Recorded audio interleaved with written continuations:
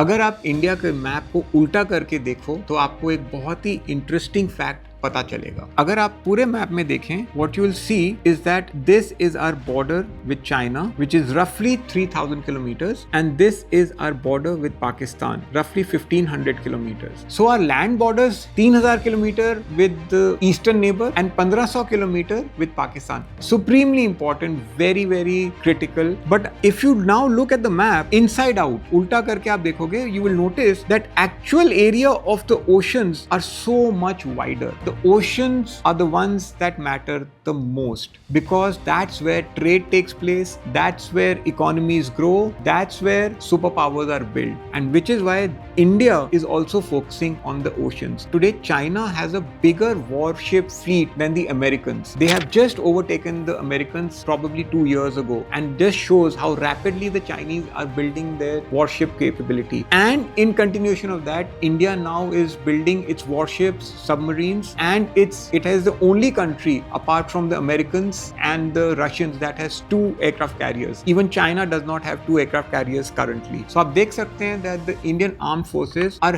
heavily fortifying the border areas but are also working overtime to protect the oceans and to protect the seas. Let me give you an example and explain to you what I mean. At points in time, the sun never set on the British Empire. Basically, the British were the rulers of the world because they had their kingdom and they had the warships. Prior to that, it was the Portuguese, and prior to that, it was the Spanish Armada. So आप sequentially देखें, Spanish Armada, the Portuguese fleet and the British Empire all ruled the world simply because of their access to warships. Rule the oceans, rule the world.